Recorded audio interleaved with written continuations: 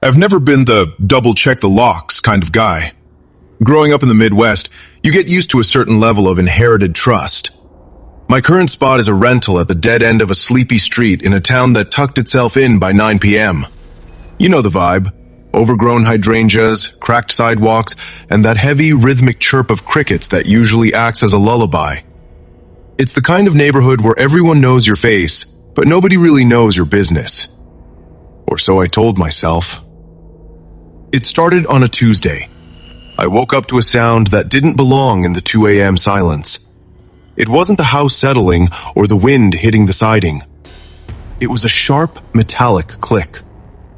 At first, I figured it was just the tail end of a dream leaking into reality. I laid there, staring at the popcorn ceiling, waiting for my heart rate to settle.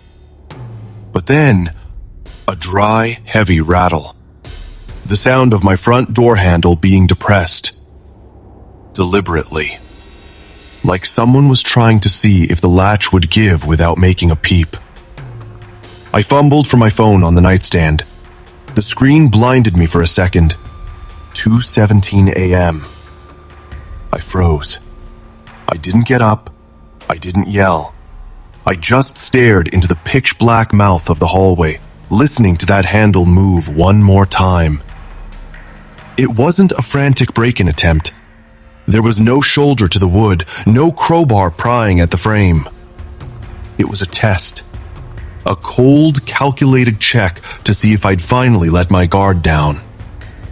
Then, absolute silence. No footsteps receding on the porch. No car door slamming down the street. Just the suffocating quiet of the suburbs. By the second night, I wasn't sleeping. I was horizontal, eyes wide, watching the digital clock glow green on the dresser.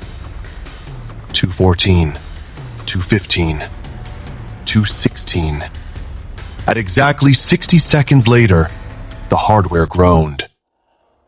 Click, rattle. It was slower this time, more patient. My pulse was drumming so hard in my ears, I thought it would wake the neighbors. Whoever was standing on the other side of that door wasn't a tweaker looking for a quick score. They were waiting for a mistake. They were waiting for the one night I came home late, tired or distracted, and forgot to turn the deadbolt. By the fourth night, the dread had turned into a sick kind of adrenaline. I'd spent the afternoon installing a Nest camera right above the doorframe, tucked behind a decorative wreath. I sat on the edge of my bed, my phone gripped in a sweaty palm. At 2:17 a.m., the notification banner popped up. Movement detected at front door. My chest tightened until it actually hurt to breathe. I tapped the feed. The night vision kicked in, rendering the porch in grainy shades of gray and ghostly white. And there he was. He was wearing a dark, heavy Carhartt hoodie, the hood pulled low. He wasn't standing right in front of the door.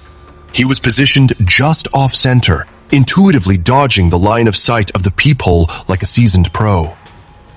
He wasn't frantic. He wasn't looking around to see if he'd be caught. He was smiling. It wasn't a manic Joker grin. It was a calm, terrifyingly patient expression. The look of a man who had all the time in the world. He reached out, his movements fluid and practiced, and tried the handle twice. Then, he leaned his head forward, pressing his ear against the wood for a long, agonizing beat. He was listening to me. He was listening to my fear. Then, as quickly as he appeared, he just melted back into the shadows of the driveway. He didn't run. He just walked back into the dark. I called the cops, of course. They did the whole routine, took a statement, looked at the footage, and promised increased patrols. For a while, it worked. The squad cars would cruise by with their searchlights flickering against my blinds, and the 2:17 visits stopped.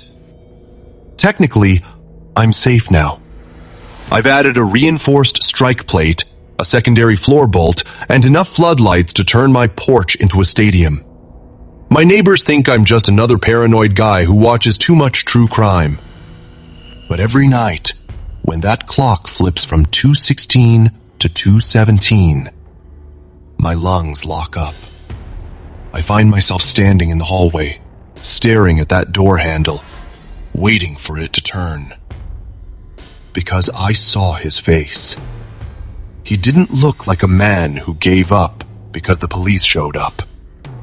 He looked like a man who was willing to play the long game. He's not gone. He's just resetting his watch, waiting for the one night I'm too tired, too busy, or too human to remember the lock.